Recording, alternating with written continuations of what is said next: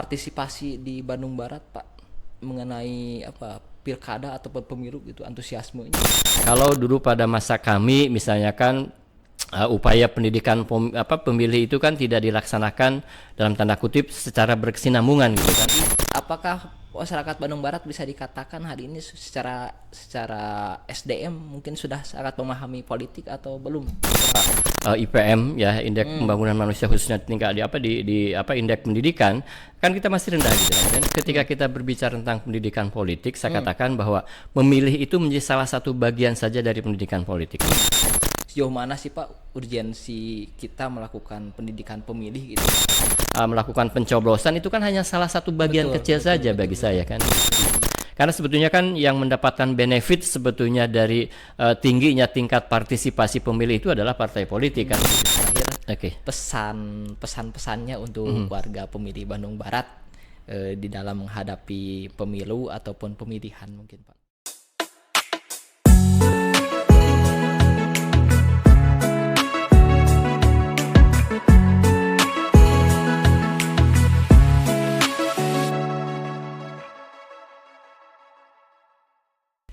Bismillahirrahmanirrahim. Assalamualaikum warahmatullahi wabarakatuh. Selamat siang teman pemilih KPU Kabupaten Bandung Barat. Kembali lagi di Ngawangkong Demokrasi. Hari ini telah hadir bersama kita Ketua KPU Kabupaten Bandung Barat periode 2013-2018. Beliau adalah Ketua KPU pada masa itu. Alhamdulillah masih memiliki waktu untuk bisa hadir pada kesempatan ini. Bagaimana Pak? Sehat? Oke, alhamdulillah. Terima kasih Kang Denny, Ketua Divisi Sosialisasi KPU Bandung Barat. Pertama saya ucapkan terima kasih atas undangannya. Ini merupakan sebuah kehormatan bagi saya gitu kan. Hitung-hitung napak tilas gitu kan. Hampir 8 tahun saya ada di kantor ini. Sekarang kembali ke kantor ini barangkali untuk ya sharing lah, berbagi pengalaman dengan teman-teman para pemilih yang ada di Kabupaten Bandung Barat atau para fans itu kan, ngadem ya, Ngawangkong Demokrasi ya. Oke. Yeah. Siap, sebelumnya mungkin terima kasih Bapak sudah berkenan hadir pada undangan kami. Tentunya seperti hanya tadi disampaikan di awal, ini sobat ngadem pengen tahu ya informasi terkait dengan kepemiluan, mungkin sedikit berbagi pengalaman saja. Ketika di masa-masa masa-masa Bapak memimpin dulu 2013-2016, partisipasi di Bandung Barat Pak mengenai pilkada ataupun pemilu gitu, antusiasmenya.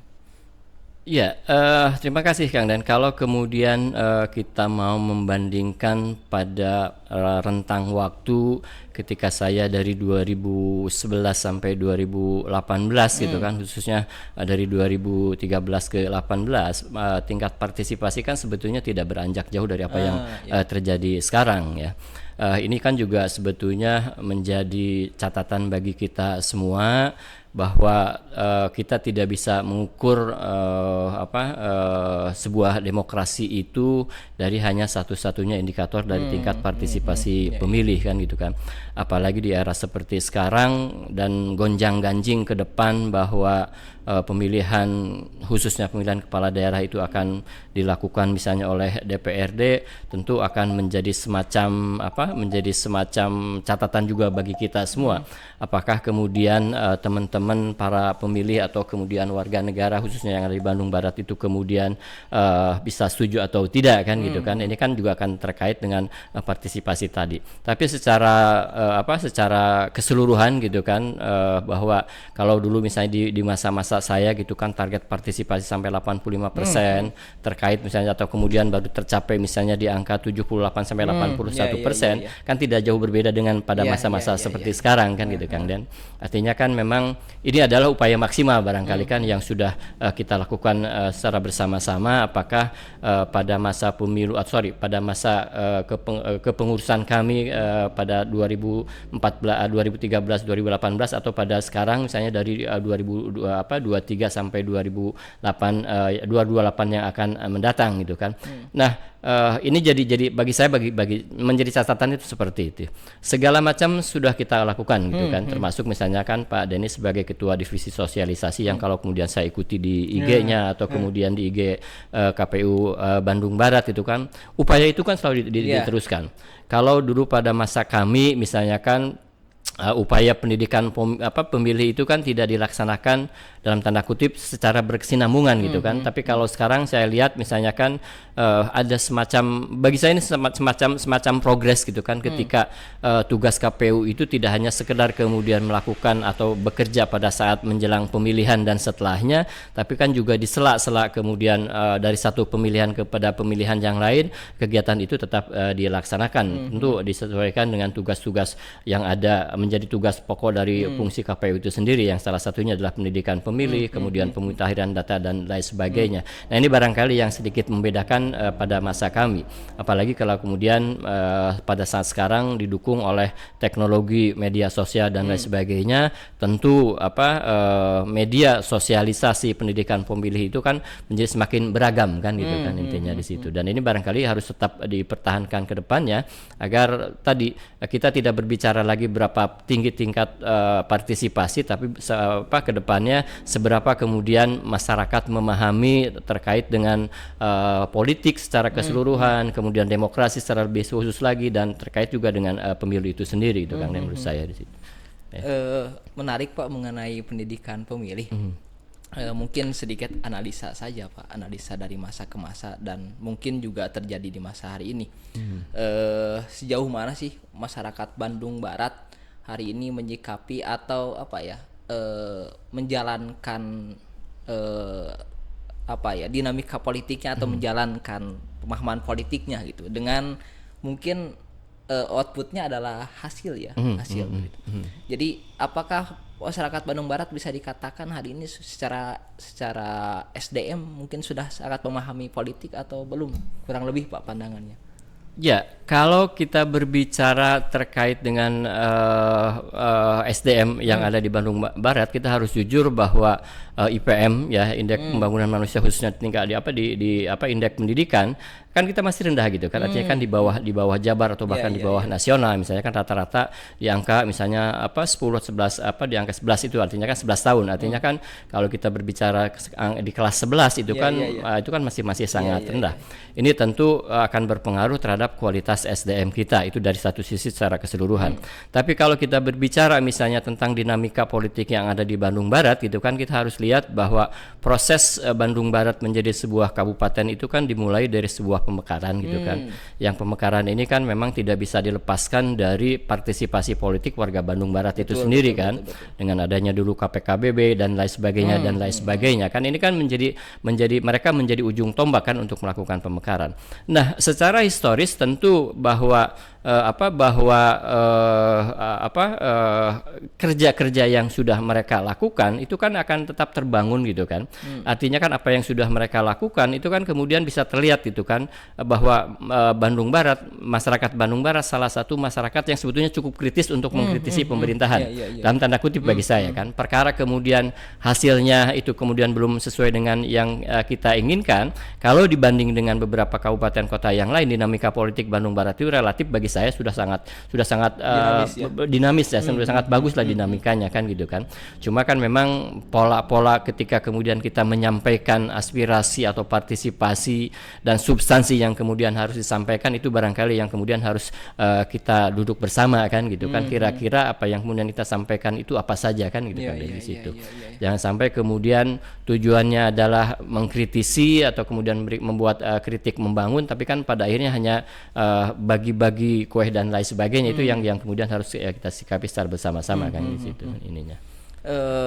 Mengenai pendidikan pemilih Pak, masih mengenai pendidikan pemilih. Jadi menurut pandangan Bapak gitu sebagai anggota KPU ya, sebagai anggota KPU, sejauh mana sih Pak urgensi kita melakukan pendidikan pemilih gitu ya?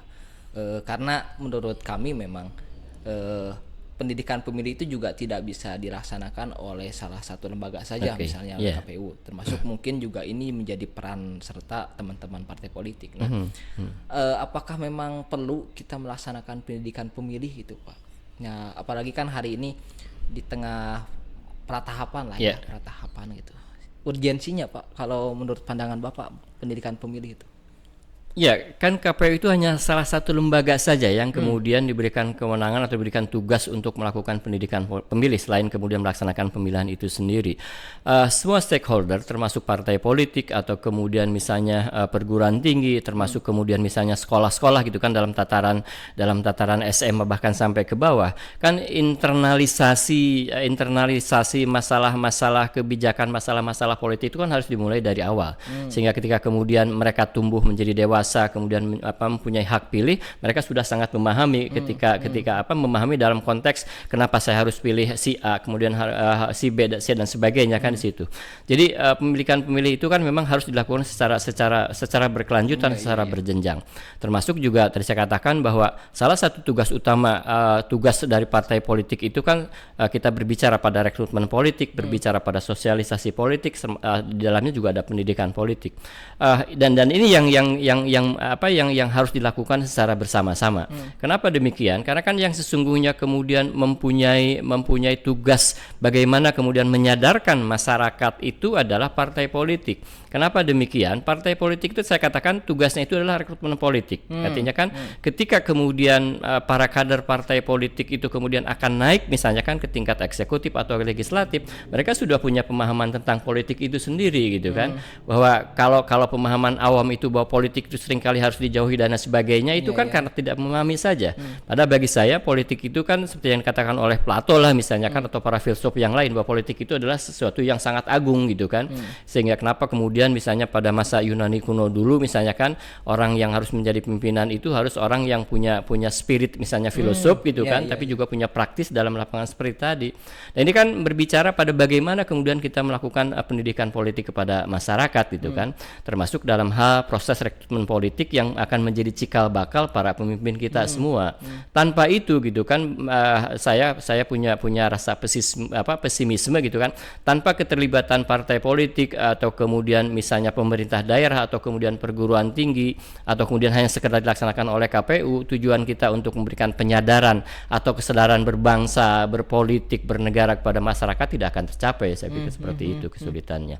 Jadi kalaupun kemudian kita berbicara pada partisipasi yang hanya sekedar melakukan pencoblosan itu kan hanya salah satu bagian kecil saja bagi saya kan di situ. Karena setelah itu kan mereka sudah selesai kan di situ. Ini pentingnya. Di Bandung Barat sendiri Pak, berdasarkan data yang kami punya gitu, pemilih pemula itu atau pemilih muda itu rata-rata hari ini hampir 60%. Dan kita pun memang bagian dari kabupaten yang mendapatkan bonus demografi bonus demografi. Kadang hari ini kan kita melihat juga apatisme teman-teman pemilih Gen Z atau pemilih pemuda lah gitu. Mungkin sedikit saran Pak untuk pemilih muda bahwa memilih itu penting gitu, bahwa terlibat dalam politik itu penting gitu. Betul. Mungkin minta tanggapannya atau mungkin sedikit wawasan untuk teman-teman pemilih muda Pak. Ya, baik. Kalau dalam pemahaman saya begini Kang, dan ketika kita berbicara tentang pendidikan politik, saya katakan bahwa memilih itu menjadi salah satu bagian saja dari pendidikan politik. Artinya kan kita juga harus paham bahwa memilih itu kan adalah hak gitu kan. Tapi kan ketika kita kemudian berbicara hak yang konsekuensinya 5 tahun ke depan tentang membangun bangsa, tentang mewujudkan kesejahteraan sebagainya, itu kan menjadi urgensi kita semua kan gitu kan.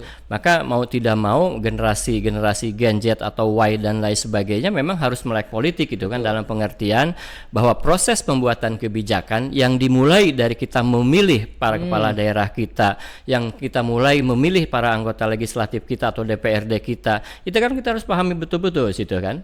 Artinya adalah kita harus memahami platform misalnya kan, platform kalau kita berbicara tentang anggota legislatif atau kemudian ya anggota legislatif saja terlebih dahulu lah. Artinya kan ideologi, platform, program kerja dan sebagainya kan itu tidak bisa diabaikan. Karena kan itu akan menjadi dasar bagi kita kenapa kemudian kita menentukan pemilih terhadap partai X, Y dan lain sebagainya. Termasuk juga misalnya dalam pemilihan kepala daerah kan di situ. Betul. Nah, ini kan tidak bisa dilepaskan sejauh mana kemudian teman-teman para pemilih muda atau Gen Z dan lain sebagainya sebagainya, itu memang harus melek politik dalam pemahaman saya seperti itu. Memang ada kecenderungan bahwa kemudian di kalangan generasi sekarang lah gitu kan, generasi rebahan gitu kan, ada pesimisme gitu kan, atau ada apatisme terhadap perpolitikan di kita.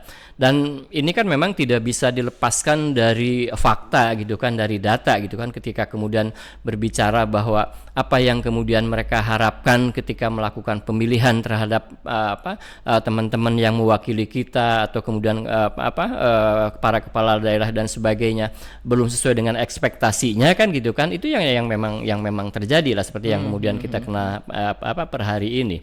Tapi itu bagi saya tidak jadi alasan bahwa kemudian mereka tidak menggunakan haknya gitu kan, ya, menggunakan hak untuk memilih tadi, atau tidak menggunakan haknya untuk menyampaikan aspirasi dalam berbagai bentuk yang lain kan di situ kan. Apalagi di era seperti sekarang, penyampaian aspirasi itu kan tidak harus secara formal gitu kan. Kita bisa berbicara bahwa media sosial pun dengan kemajuan teknologi seperti sekarang gitu kan, isu-isu itu yang kemudian bisa di share dan lain sebagainya kan, itu bisa menjadi salah satu pendidikan politik. Cuma kan masalahnya bagaimana kemudian misalnya tadi Kang Denny misalnya kan, atau kemudian teman-teman di KPU misalnya kan, mencari model gitu kan, atau mencari strategi proses pendidikan politik kita menyesuaikan dengan zamannya kan gitu kan. Iya. Kalau zaman saya misalnya kan, waktu itu pendidikan politik kita masuk ke sekolah gitu kan, atau masuk ke pesantren, atau ketemu dengan komunitas atau tokoh-tokoh masyarakat. Kalau sekarang kan itu agak sudah cukup sulit kan gitu kan. Ya karena kita berbicara 60% itu adalah para pemilih Gen Z yang kemudian mereka sangat melek teknologi. Nah, kenapa tidak kita kemudian menggunakan instrumen itu, barangkali kan menggunakan instrumen itu untuk mengajak mereka menggunakan hak pilihnya gitu kan ke depan. Sekaligus juga menggunakan kemauan politisnya lah gitu kan, untuk mengkritisi apa yang terjadi di negara ini, atau kemudian di Kabupaten Bandung Barat ini. Ini kan tergantung pada teman-teman, salah satunya bagi saya kan tergantung teman-teman yang ada di KPU, atau kemudian juga tergantung pada teman-teman yang ada di partai politik tadi.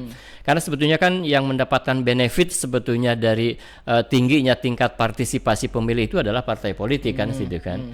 Kalau saya tidak tahu sekarang standar misalnya satu suara atau satu kepala untuk pemilihan itu di berapa puluh ribu dan lain sebagainya. Kalau kemudian di Bandung Barat misalnya ada jumlah pemilih sekitar berapa sekarang? 1.300.000. Taruhlah sekarang misalnya, kalau dulu zaman saya di UNDP itu berdasarkan UNDP satu pemilih itu dihargai misalnya 25 sampai 30 ribu gitu kan. Tinggal dikalikan saja. Artinya kalau kemudian misalnya hanya 70% yang hadir gitu kan, 30% itu kan akan menjadi terbuang sia-sia. Nah, ini yang sebetulnya kemudian tidak disadari oleh teman-teman para pemilih yang belum menggunakan hak pilih, bahwa ada banyak anggaran yang terbuang sia-sia karena memang hak itu kemudian tidak dipergunakan sebaik-baiknya di situ. Jadi memang untuk warga masyarakat, mungkin pada khususnya hari ini untuk para teman-teman pemilih muda, bahwa satu suara itu sangat berharga, dan itu juga menjadi sebuah langkah kita, kalau bahasa istilahnya mengubah keadaan lah ya. Mengubah keadaan. Nah, di tengah 18 tahun Kabupaten Bandung Barat berdiri, tentu memang ini menjadi harapan bersama bahwa hari ini sudah baik, dan harapan kita juga ke depan ingin menjadi lebih baik gitu terkait dengan keadaan. Mungkin pandangan Bapak terkait dengan Kabupaten Bandung Barat, minimal ke depan itu punya optimisme Pak gitu, bahwa Bandung Barat hari ini sudah baik dan ke depan akan menjadi lebih baik gitu Pak. Ya, secara pribadi gitu kan, bagi saya optimisme itu menjadi penting gitu kan. Kenapa demikian? Orang yang hidup tanpa optimisme lebih baik kemudian tidak jadi apa-apa, atau kemudian tidak hidup lah gitu kan. Karena dengan adanya rasa optimisme itulah yang kemudian akan mendorong kita menjadi berbuat lebih baik lagi gitu kan. Nah, 18 tahun usia Bandung Barat, kalau kemudian usia manusia itu kan usia teenager lah gitu kan, usia remaja yang lagi kulincir gitu kan, yang segala sesuatu itu kan mestinya sudah mulai berjalan gitu kan. saya tidak akan mengkritisi itu kan sebenarnya kan, tapi ke depan gitu kan, tadi satu, kita berbicara pendidikan politik, sepanjang kemudian pendidikan politik itu bisa dilaksanakan sehingga sesuai dengan sasaran target, dan kemudian apa yang disampaikan juga kemudian bisa difahami oleh setiap warga gitu kan. Saya pikir itu akan menjadi dasar bagi kita semua. Kemudian yang kedua tentu yang jauh lebih penting lagi adalah keteladanan gitu kan, keteladanan dari para penyelenggara negara ini gitu kan, tidak hanya sekedar di Kabupaten Bandung Barat tapi secara keseluruhan. Kenapa demikian gitu kan? Karena kan masyarakat sekarang kan relatif dalam tanda kutip gitu kan sudah sangat melek gitu kan, melek dalam pengertian melek informasi gitu kan. Betul. Apa yang terjadi hari ini di satu daerah misalnya kan akan cepat kemudian kita ketahui. Nah, ini kan akan menjadi contoh bagi mereka gitu kan.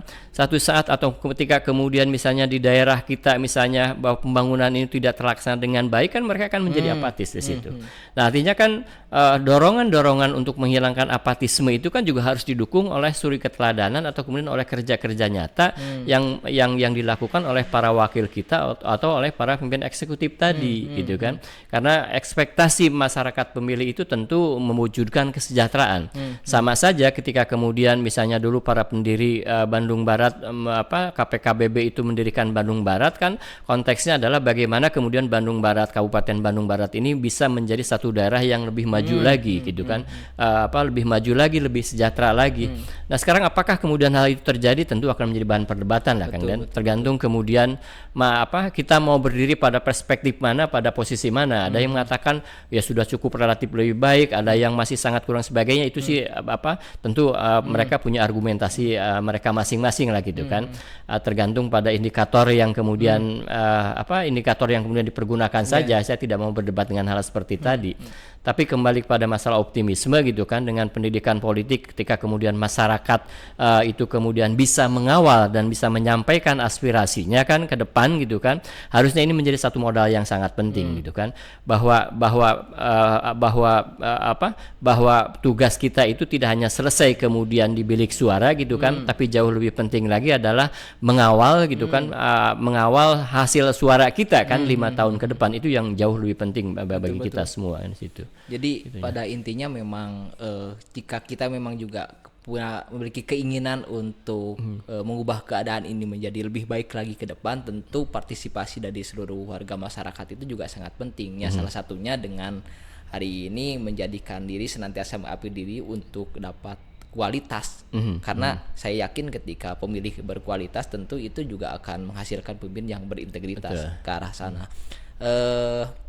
Terakhir mungkin Pak, pesan-pesannya untuk warga pemilih Bandung Barat di dalam menghadapi pemilu ataupun pemilihan mungkin Pak bisa disampaikan. Baik, terima kasih. Akhirnya begini, kita paham bahwa demokrasi itu kan memang sangat mahal kan gitu kan. Ini yang harus kita pahami secara bersama-sama. Tidak ada demokrasi yang murah. Apakah kemudian pemilihan itu lewat DPRD atau lewat pemilihan secara langsung dan lain sebagainya. Tapi konteksnya adalah bagaimana kemudian kita sebagai warga negara yang sudah diberikan hak gitu kan untuk memilih para pemimpin kita, memilih para wakil kita, menggunakan hak itu dengan sebaik-baiknya kan gitu kan. Jangan sampai kemudian dengan anggaran, dengan dana yang sudah besar gitu kan, tapi kemudian kita tidak pergunakan.